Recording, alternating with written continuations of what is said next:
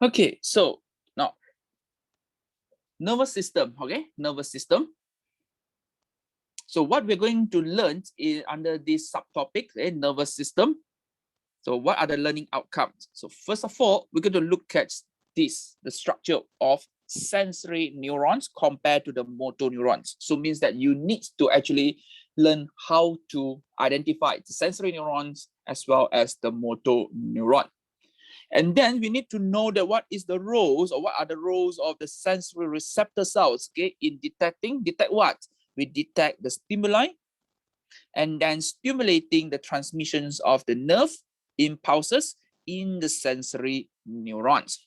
Okay, and we're going to look at two different kinds of the sensory receptor cells later.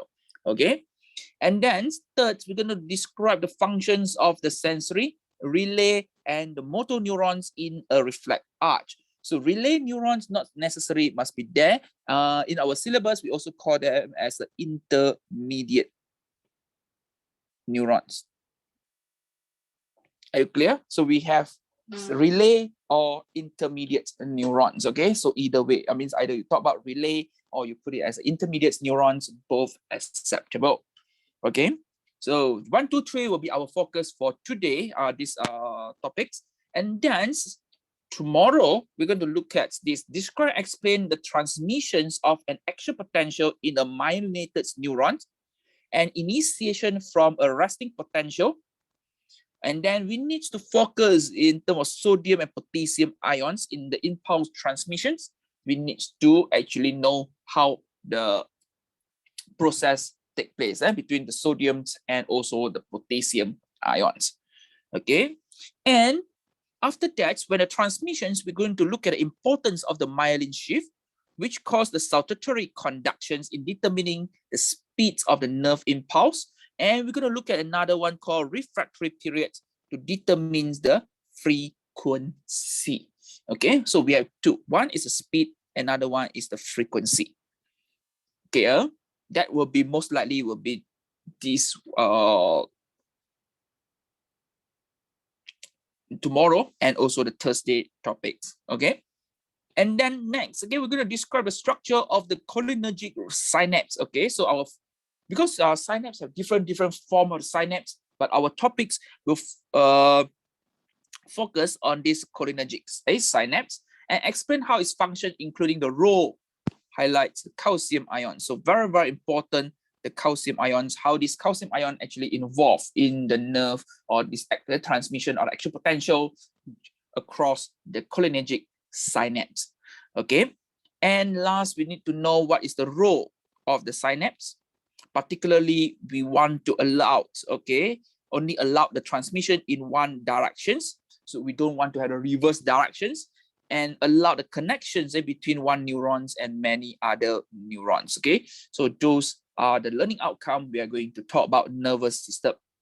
Okay, so haven't done yet in terms of the nervous system, we have another subtopic we call neuromuscular junction, almost similar to the synapse.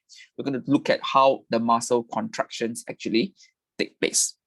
Okay, so let us start with the structure of the neurons. So in many animal cells, particularly as I say that not all animal, they have nervous system, not all, but the organism with the nervous system must be animal. So you know, right? Be careful when talk about this in the biodiversity, in the classifications, we do talk about this, right? You cannot claim that all animal, only some animal, they have the nervous system, but all organisms that have nervous system must be animal. Okay, so this is a special characteristics. Okay, so in many animals, the neurons that carry out the integrations, okay, and are organized in the central nervous system. I always say that central nervous system. So what's central nervous system? Is the integration center to evaluate our input. So it consists of what? The nervous system here consists of our brain as well as our spinal cord, okay? Our brain and the spinal cord. Okay, the neurons that carry the information into and out of the central nervous system, we term it as peripheral nervous system. Like for example, the neurons that bring in the information, okay, by the neurons, sensory neurons, the motor neurons that bring the output to the muscle, to the glands. Those are termed as the peripheral nervous system. So in terms of neurons, so neuron is a basic unit of a nervous system. So it's a basic functional unit of our nervous system. So it's the nerve cell that carry the electrical impulses termed as action potential. Okay, so we have three types of the neurons based on their activities. Okay, based on their functions and activities. So they can be either sensory neurons, intermediate neurons, or motor neurons. So we have three. So intermediate neuron, also known as the relay or connector neurons. Okay, so normally we use the term sensory neuron, intermediate neurons, motor neurons. For intermediate neurons, you can actually use another term called relay neurons.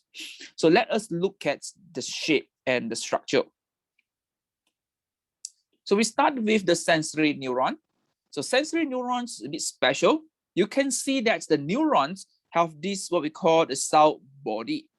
The cell body actually adds the intermediate of the neuron. It's not at the one end. It's at not at the center also, but in middle. Okay, in between. Okay, in between the two ends. Can you see that? In between two ends. So in this case, you can see that here is the skin receptor, means that this is how the nerve impulses will be, or the action potential will be generated. So it will travel along. Can you see that? So the nerve impulses or this action potential will travel in the directions first towards the cell body, and then from the cell body towards the end here. So the one that bring, okay, the parts of the neuron that bring the action potential to the cell body is termed as dendrons. Are you clear? So please change this one. It's not dendrite. It's termed as dendron. Okay. I will tell you more about dendrite and dendron. Actually, they are interchangeable, but for our syllabus, we need to differentiate them. Okay, between dendrons and dendrites. Okay, then the action potential travel from the cell body to the end. So the parts that carry the action potential away from the cell body is termed as axon. Okay, AXON, the axon. Okay, so we have dendron and axon. Can you see that? So if you talk about this, you realize that sensory neurons will have one long dendron. Are you clear? Can you see that one long dendron and a little bit shorter axon? Okay, long dendrons and short axon. Okay, but if you compare to the motor neuron, you realize that the cell body actually located at one end. Can you see that? The cell body located at one end. So they don't have dendrons, the long dendron, but they have many these small projections here. Can you see that? The cytoplasm projection, which is termed as dendrites. So what's the difference between dendrites and dendron? Dendron means one. Main long one we call as a dendrons, but the tiny one here we call as a dendrite. Can you see that? So motor neurons will have many dendrites, but they don't have long dendrons. So dendrite bring the action potential, can you see that, to the cell body. So dendrite and dendron, both of them, they have the same functions. They carry or they bring or they transmit the action potential towards the cell body. This is the cell body. Cell body is where the nucleus will be located. And okay, then after that, from the cell body, the action potential going to travel, can you see that, away. So the parts that transmit or conduct the action potential away, can you see that, away from the cell body is termed as axon. Okay, axon. So for motor neuron, you can see that they have a very long axon, a long axon compared to the sensory neuron, which have short axon. So this is how we differentiate them. So later I will draw a diagrams, okay, to show to you guys why the dendron is longer in the sensory neurons, why the motor neuron will have a long axon. It depends on the position where the cell body located, okay? And then how about intermediate neuron? Intermediate neurons, you have a different shape, but mainly you can see that they will have a very short axon. Okay, there are many dendrites and also the cell body. And one of the features here, you can see that they have a lot of these called synaptic end here. Okay, a lot of synaptic ends, but the axon relatively shorter. Okay. So in terms of positions, okay, where we can find the sensory neurons, motor neuron, and intermediate neurons. So generally, we look at the cell body. So for sensory neuron, the cell body located inside the dorsal roots of ganglia. I will show you later.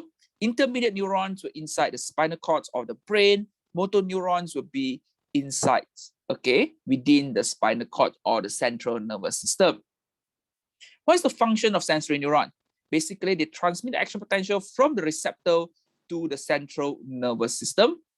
And then intermediate neuron will act as integration center in the central nervous system, connect the sensory neurons to the motor neuron. And motor neuron will transmit the action potential from the central nervous system, either of our brain or spinal cord, to the effector, for example, the muscle and the glands. Okay. So now we look at why the structure different.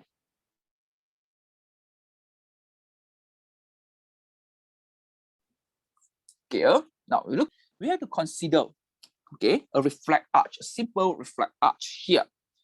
Okay, so let's say this is our hand, the finger. Okay, then this is our spinal cord.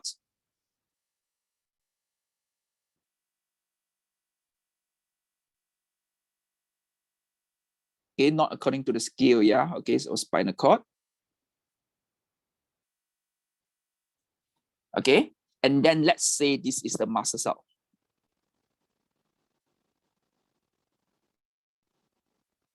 Okay, yeah, it's not according to the scale. So this is the dorsal root of ganglia.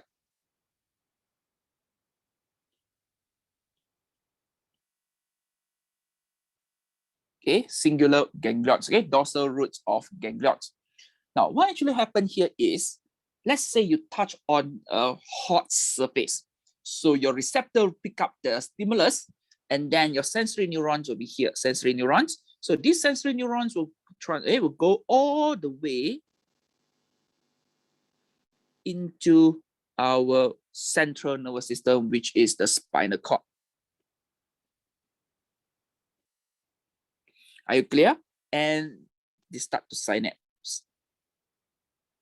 Are you clear? So where is the cell body? Cell body will be in between, okay, in between of two ends. Can you see that? So where the cell body can be located? You can see the cell body located at the dorsal root of ganglion. So therefore, if I label them, you can see that this is a dendron. So the dendron will be longer. Can you see that compared to the axon? You realize that dendron longer. So where's the cell body? Cell body actually located at the dorsal root of ganglion. So it's very long cells. Can you see that? It's very, very long cells. It starts from fingertips all the way to the spinal cord. Okay. So now, what is the next? The next one is the intermediate neurons. So we can see the intermediate neurons. Okay, let's think like star shape like this. So they have this tiny, okay, dendrite. Can you see that? The dendrites. So this is the intermediate neuron.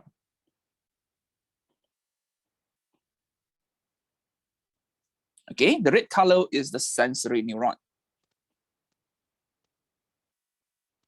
So what is the function of sensory neuron in this case? So sensory neuron is going to transmit the action potential from the receptor all the way to the central nervous system. Spinal cord is part of our central nervous system. Okay, so where is the cell body? Now you can see that the cell body actually located at the central nervous system for the intermediate neuron. Okay, so the last one, you can see that's our motor neurons. So motor neurons, okay, this is a cell body of the motor neuron. So motor neuron actually synapse with the, you see that? Oh, sorry, my mistake here. the wrong drawing.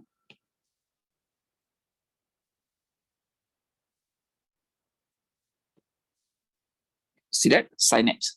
So synapse is who? Synapse with the intermediate neuron. So this is a cell body.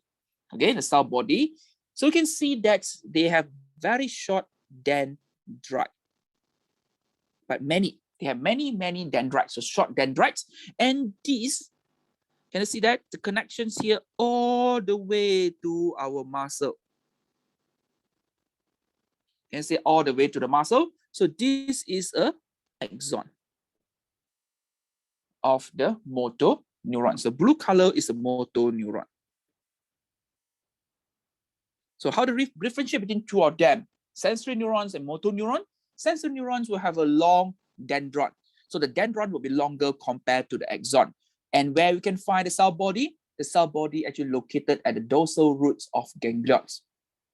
And then intermediate neuron, you can see that entire neuron actually located inside the spinal cord, okay, or the brain. So it means that they are inside the central nervous system, okay. So their axon and dendron, okay, axon and dendrites, they are both very short, okay, in the intermediate neurons or relay neuron. But motor neurons, they are very short dendrites and many dendrites. And the cell body of the motor neurons is located inside the central nervous system. And then the axon, they will have one long axon and then synapse with the, can you see that? Synapse with the muscle at the neuromuscular junction to cause our muscle to contract. So this is a simple reflex arch. Can you see that? Simple reflex arch. So I want to repeat here what you need to know, basically how to differentiate between the sensory neurons and also the motor neuron. So sensory neuron, how you differentiate it? First, based on the cell body. Can you see that the cell body at in-betweens of two ends, right? Two ends there. So we can see that dendrons longer, axon shorter. And then for the motor neuron, you can see that the cell body located at the central nervous system, particularly in the spinal cord. And they have many short dendrites, okay? And then we can have a one, for motor neurons, they have one long axons, okay? Which synapse with the muscle or the glands, okay? So the transmission of the action potential, you can see that, okay, follow the arrow. Then you realize that the action potential actually move inside the dendron toward the cell body and then transmit along this action potential out or away from the cell body through these axons. Are you clear? And then synapse, you can see that the dendrites carry the action potential to the cell body, and then in the axon, the action potential now is transmitted along the axon, means that they carry away the action potential from the cell body. So cell body is where the nucleus can be found, okay?